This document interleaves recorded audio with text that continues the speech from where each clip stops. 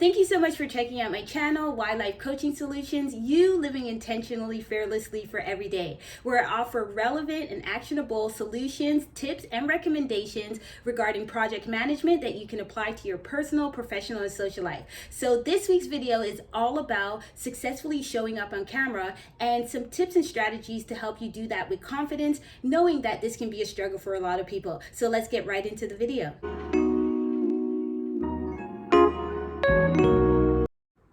Professionals, if you're currently not following me, go ahead and do so. Like, subscribe, and turn on your notifications so that you can receive this valuable content delivered straight to you, where I'm sharing with you project management strategies that are broken down to be applicable to your personal, professional, and social life, so you can enhance your productivity and confidence for the rest of 2022 straight into 2023, where you'll be able to see accelerated results with your one goal. So this week's video, as I mentioned, is all about successfully showing up on camera or being able to have the confidence when you are speaking publicly. Now, this is a struggle for a lot of people. In fact, research shows that up to 75% of the population struggles from a form of glossophobia or the fear of public speaking. Now, for some people, it's not that hard or it's not so much of an issue in that capacity, but for individuals who are really struggling in that way, there are individuals that you could contact to work through your phobia. For me, I'm just going to be offering some simple solutions, tips, and strategies that you can try before moving forward in that capacity if you feel the need to. So why is it that individuals are afraid or have the fear of showing up on camera, public speaking, or why do they get that social anxiety right away when it comes to the point for them to deliver a message? Well, there's a number of reasons. And although the fear of public speaking is up there in the level of the fears that we may experience, it's not the number one, but one that really should be highlighted. So some of the common reasons, and starting out with one of the reasons, is because there's a fear of public speaking because we don't really know what we're talking about. We enter into a room, a networking event, a situation, a relationship, any kind of situation. We enter into it, and there is this unexpectedness, this element of surprise that you may be caught off guard or put on the spot and need to speak about something. And because we don't actually are not familiar with the topic, or we may be familiar with the topic and no one's really listened to us when we try to explain that before, it could put you in a shell and move you away from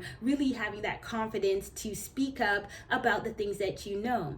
So as I mentioned, there are a number of reasons, but this video is highlighting ways that you can actually show up with confidence. So let's get right into it. So the number one thing I would suggest to you is to know your topic.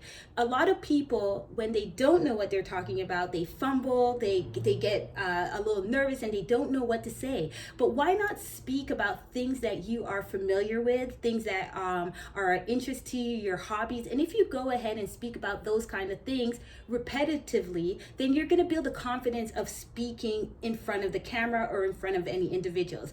And when I'm delivering this video to you, it is about showing up on camera, but it's also the transferable skills that you can use when you show up on camera and you speak this way. No one is actually in the room, but the audience is in front of you. You can also take those same skills that you learned and apply them to your networking event, your job, and especially if you are a new employee or taking on a senior or management position that requires you to now engage more with your employees or your team. So talking about a topic that you know is going to be the first important step, and that is based upon research, so that you can be able to convey that message as confidently as possible. The next thing is to visualize a great outcome. Now, a lot of people are just like, visualization, that's here or there. But visualization is a really great way to channel your subconscious mind to see a picture of what you want to execute, a vision, right? That's why it's visualization.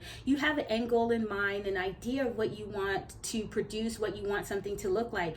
And if you are able to just take the time to visualize and feel what it looks like, you're able to translate that when you actually get into the right setting. Have you ever went out and test drove a car that you really wanted, or went to a house to see it because you really wanted to live there, or you wanted to get into the mentality of thinking that you can actually bring these things into your life? It's the same way as something as small as being able to speak confidently in public, because you're able to see the end result and work your way back. And I always say, see the end result, then work your way back. Don't just end at the end result and stay there, because this is all about taking action in order to execute and receive the results that you want. So make sure that you take the time to visualize and get into a comfortable relationship about what you want to speak about, your presentation or anything like that, so you can just feel really good when you're delivering that message to anyone.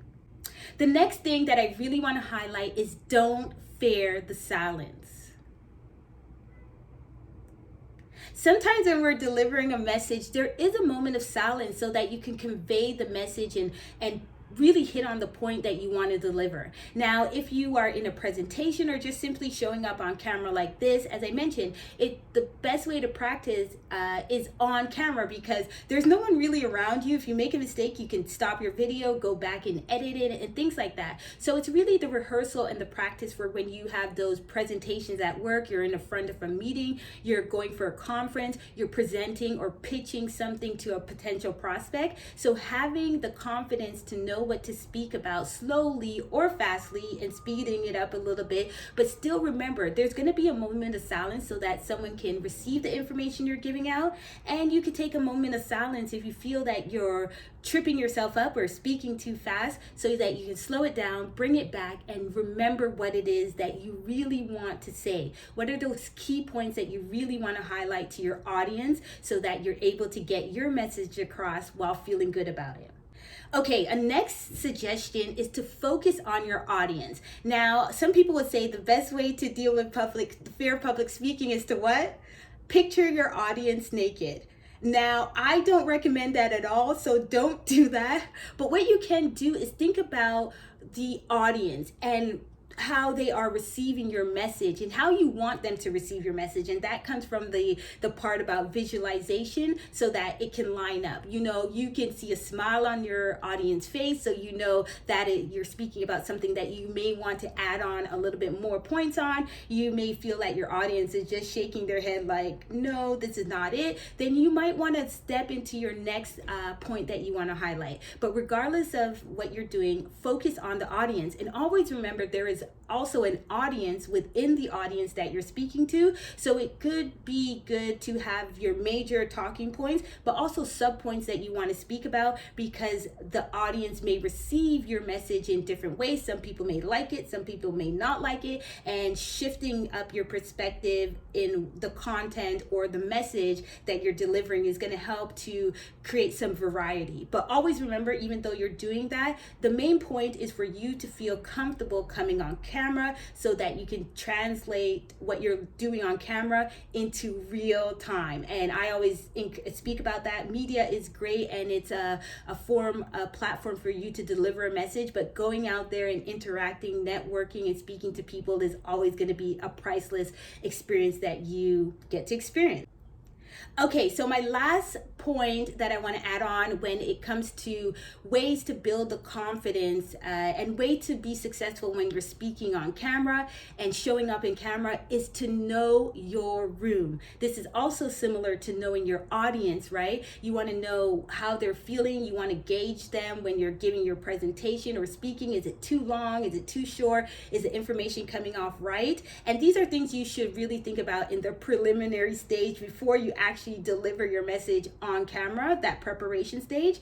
And that's something I'll talk more in another video. But what I really want to focus on here is knowing the room. Who are you going to speak to? Who are these people? Who is your audience? What are you saying to them? What do you want to say to them right now? What is the bigger message that you would like them to receive? And are you conveying that in the video or in the message, in the voiceover, or anything that you're doing online? So if you know your room, it's going to be easier for you to deliver the message, because all of these things you will take into consideration as you're preparing to deliver the message. Now, over time, you will not need a script, or you won't need to really go through every single talking point that you need to do, but you'll still have the major points that you want to talk about. But I would just say focus on these key factors and then rehearse them and practice. So when you show up online or on camera for whatever capacity, meeting, presentation, conference, just in your YouTube shorts or your other social media platforms,